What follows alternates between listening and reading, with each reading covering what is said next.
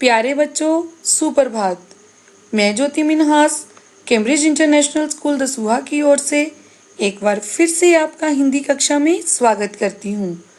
बच्चों, आपको याद ही होगा कि सोमवार हमने विचारों की अभिव्यक्ति से संबंधित एक विषय अर्थात चित्र वर्णन पढ़ा था और हमने सीखा था कि कैसे किसी भी दिए गए दृश्य का वर्णन जो है अच्छी भाषा शब्दावली का प्रयोग करते हुए करना है।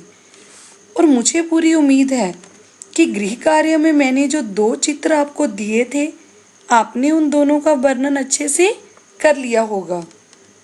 तो बच्चों, अब मैं बढ़ती हूँ अपने आज के विषय की ओर। हमारा जो आज का विषय है वो हम सबसे संबंधित है। अब आप पूछोगे कि आज का विषय हम सबसे संबंधित कैसे?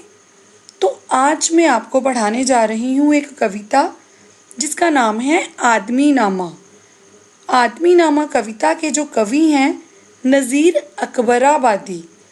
नज़ीर जी ने इस कविता में मनुष्य के विभिन्न विभिन्न रूपों का वर्णन किया है और हमें मनुष्य के जीवन से संबंधित घटनाओं को दिखाया है। कविता पढ़ने से पहले कविता के उद्देश्यों के बारे में पढ़ेंगे। जैसे कि इस कविता का पहला उद्देश्य मनुष्य की विभिन्न विभिन्न प्रवृत्तियों से अवगत करवाना। प्रवृत्तियां मतलब नेचर।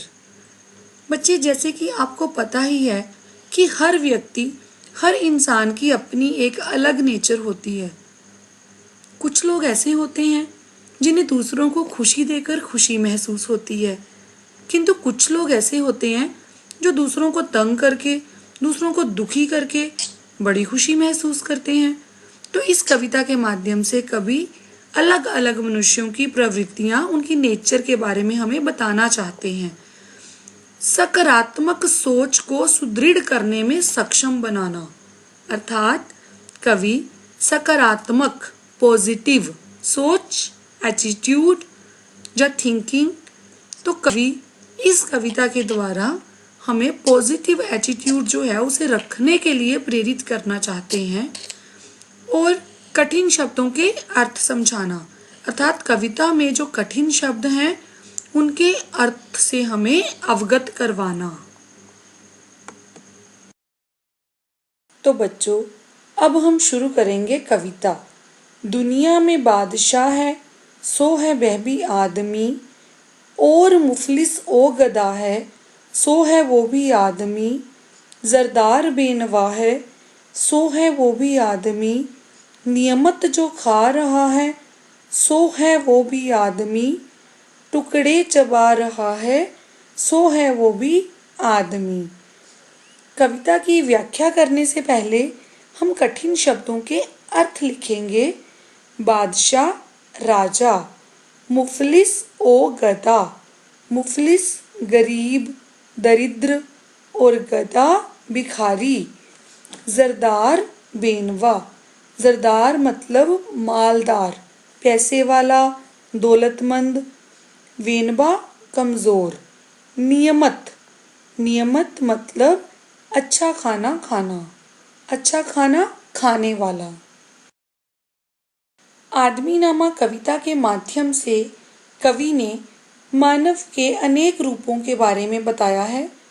उन्होंने आदमी के हर रूप का वर्णन किया है। दुनिया में विभिन्न प्रकार के आदमी होते हैं।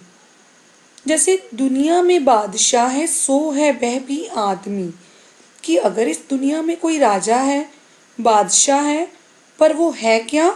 मनुष्य, इंसान। और मुफलिस ओ गधा है सो है वो भी आदमी। अगर कोई बड़ा ही दरिद्र, गरीब, भिखारी है तब भी वो मनुष्य है। जरदार बेनवा अर्थात जरदार, अगर कोई बड़ा ही दौलतमंद है, बेनवा गरीब, और अगर कोई गरीब है, पर वो दोनों ही मनुष्य हैं। नियमत जो खा रहा है सो है वो भी आदमी। और एक तरफ एक मनुष्य ऐसा है जो बड़ा ही स्वादिष्ट भोजन खाता है, तरह तरह के पकवान, व्यंजन जो है वो अपने जीवन में चखता है, पर दूसरी तरफ टुकड़े चबा रहा। एक मनुष्य ऐसा है जो रूखे सूखे टुकड़े खाकर अपना पेट भरता है।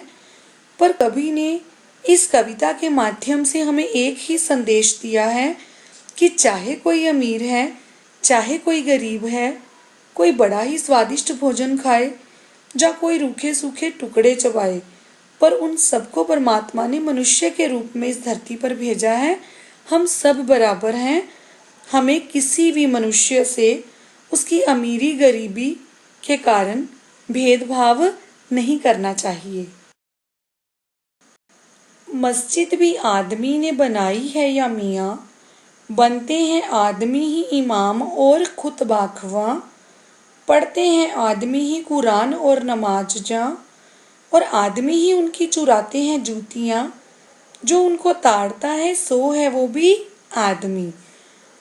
प्रस्तुत पंक्तियों में कवि ने आदमी के अनेक रूपों का वर्णन करते हुए उनके कार्यों के बारे में बताया है।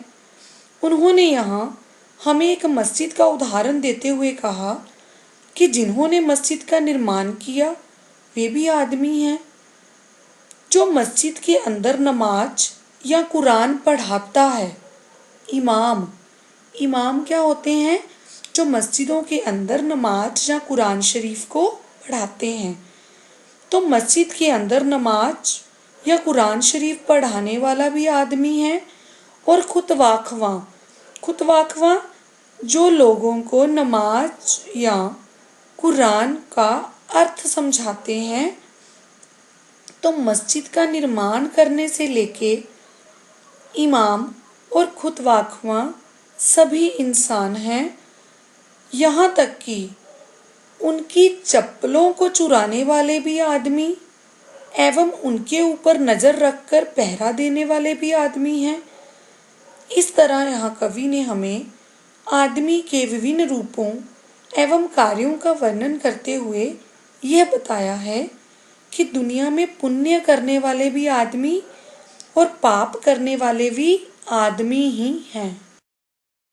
आदमी पे जान को बारे है आदमी, और आदमी पे तेग को मारे है आदमी, पगड़ी भी आदमी की उतारे है आदमी, चिल्ला के आदमी को पुकारे है आदमी, और सुन के दौड़ता है सो है वो भी आदमी। तेग अर्थात तलवार। अपनी इन पंक्तियों में कवि ने आदमी की प्रकृति के बारे में बताया है। कोई आदमी दूसरे आदमी की जान ले लेता है तो कोई आदमी उसकी जान बचाता है।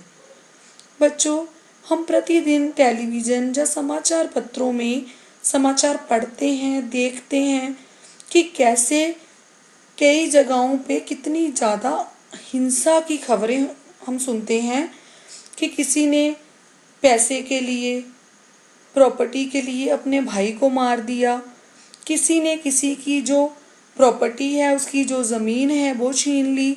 हाँ, पर कहीं कहीं हम अच्छी खबरें भी पढ़ते हैं कि कैसे एक मनुष्य ने दूसरे की मदद की। अर्थात इस दुनिया में अच्छे और बुरे दोनों प्रकार के आदमी हैं। कई मनुष्य जो हैं वो दूसरों को बेइज्जत करके खुशी महसूस करते हैं, पर कुछ लोग ऐसे भी हैं जो दूसरों की इज्जत बचाने की कोशिश करते हैं। मदद मांगने के लिए जो पुकार लगाता है वो भी आदमी है, और उसकी पुकार सुनकर जो उसकी मदद करने के लिए भागता है वो भी आदमी है। इस तरह कवि ने हमें शिक्षा दी है कि मनुष्य विभिन्न प्रकृति के होते हैं। कोई भला करके खुशी महसूस करता है तो कोई बुरा करके। मनुष्य की ये अपनी नेचर है। हम खुद देखते हैं प्रतिदिन कि कैसे कुछ लोग फटाफट से दूसरों की मदद के लिए आगे आते हैं, परंतु कुछ लोग ऐसे होते हैं कि दूसरों को दुख तकलीफ में देखकर उन्हें बड़ा मज़ा आता है, उन्हें खुशी मिलती है। उनकी मदद करना तो दूर की बात है, पर वो उनकी गरीबी का, उनकी तकलीफ़ों का मजाक उड़ाते हैं। तो इस दुनिया में विभिन्न प्रकार के आदमी हैं, कोई अच्छा और कोई बुरा। अशराफ और कमीने से लेह शाह ता बजीर, आदमी ही करते हैं सब कारे दिल पजीर, या आदमी मुरीद है और आदमी ही पीर, अच्छा भी आदमी कहलाता है ए नज़ीर, और सब में जो बुरा है सो है वो भी आदमी। अशराफ, अशराफ अर्थात शरीफ लोग, कमीने बुरे लोग। शाह ता वजीर, शाह राजा तथा वजीर उसका मंत्री। दिल पजीर, ऐसे काम जो हमारे दिल को अच्छे लगे। मुरीद, मुरीद मतलब शिष्य, चेला। और आदमी ही पीर, पीर अर्थात गुरु। तो इन पंक्तियों के माध्यम से नजीर जी ने हमें क्या समझाया है कि इस दुनिया में शरीफ और कमीने दोनों तरह के मनुष्य रहते हैं, जो दूसरों के साथ बड़ी शराफत से पेश आते हैं, जो दूसरों के साथ बड़ा अच्छा व्यवहार करते हैं, वो भी मनुष्य हैं। कमीने, जो दूसरों को तंग करके परेशान करके खुशी महसूस जिन्हें होती है, वो भी इंसान है। इस दुनिया में राजा से लेके वजीर तक हर कोई मनुष्य है। और कुछ लोग इस दुनिया में ऐसे हैं जो कुछ ऐसे काम करते हैं जो हमारे मन को खुशी देते हैं, अर्थात वो अच्छे काम करते हैं, वो हमेशा दूसरों की मदद करते हैं। आदमी मुरीद है, कहते अगर हम बात करें गुरु और शिष्य की तो दोनों ही क्या है, मनुष्य। गुरु भी आदमी है, मनुष्य है, और शिष्य भी मनुष्य। अच्छा भी आदमी ही कहाता है ए नज़ीर, नज़ीर जी क्या बोल रहे हैं कि हे मनुष्य, जो अच्छा है वो भी आदमी है, और जिसको हम सबसे बुरा कहते हैं कि उसके जो काम है वो बहुत गलत है, वो दूसरों को परेशान करता है, दूसरों को दुख दे के उसे खुशी मिलती है, तो जो सबसे बुरा है वो भी आदमी है। अर्थात इसके द्वारा नज़ीर जी ने हमें ये संदेश दिया है कि दुनिया में अच्छे और बुरे दोनों तरह के इंसान हैं। दूसरों को दुख देने वाले, दूसरों को खुशी देने वाले, हर तरह के इंसान हमें इस दुनिया में मिल जाएंगे। पर इस कविता को पढ़कर हमने क्या सीखना है कि हमने उन बुरे लोगों की श्रेणी में आना है या फिर उन अच्छे लोगों की श्रेणी में। कविता का प्रतिपाद्य, प्रतिपाद्य अर्थात मूल भाव, मूल स्वर। कवि नज़ीर अकबर आबादी ने आदमीनामा कविता में मानव के विविध रूपों पर प्रकाश डाला है। वे कहते हैं कि मानव जीवन में अनेक संभावनाएं छिपी हैं। मानव की परिस्थितियां और भाग्य भी भिन्न हैं, जिसके कारण उसे अलग अलग रूपों में जीवन व्यतीत करना पड़ता है। इस दुनिया में चाहे कोई अमीर है, चाहे कोई गरीब है, कोई बादशाह है, कोई भिखारी है, कोई बड़ा अच्छा खाना खाने वाला है, कोई ऐसा है जिसको रोटी बड़ी मुश्किल से मिलती है, पर हर कोई आदमी ही है। फिर कवि ने आदमी के विभिन्न कामों के बारे में बताया है कि मस्जिदों का निर्माण करने वाले, उनके अंदर उपदेश देने वाले, जहाँ नमाज का, कुरान शरीफ का अर्थ समझाने वाले, उन्हीं मस्जिदों के बाहर बुरे काम करने वाले, हर कोई आदमी ही है। एक आदमी जो है वो दूसरों की जान लेने के लिए हर समय तैयार रहता है, और दूसरा लोगों का भला करने के लिए तैयार बैठा है। तो इस तरह ईमानदार, बेईमान, अच्छे काम करने वाले, बुरे काम करने वाले, दूसरों की मदद करने वाले, जो दूसरों पर वार करने वाले, हर कोई आदमी ही है। अगर हम पीर और शिष्य की बात करें तो उपदेश देने वाले गुरु जो हैं वो भी आदमी हैं, और उस उपदेश को सुनने वाले मनुष्य जो हैं वो भी आदमी।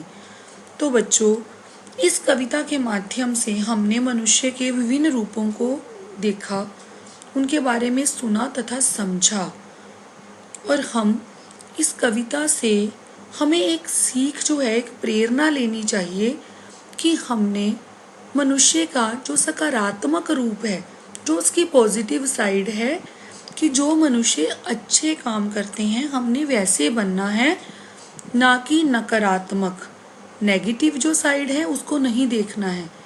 हमने हमेशा अच्छे काम करने हैं, दूसरों का भला करना है, हमेशा ईमानदार बने रहना है। इसी प्रण के साथ आज की कविता यहीं मैं समाप्त करती हूँ।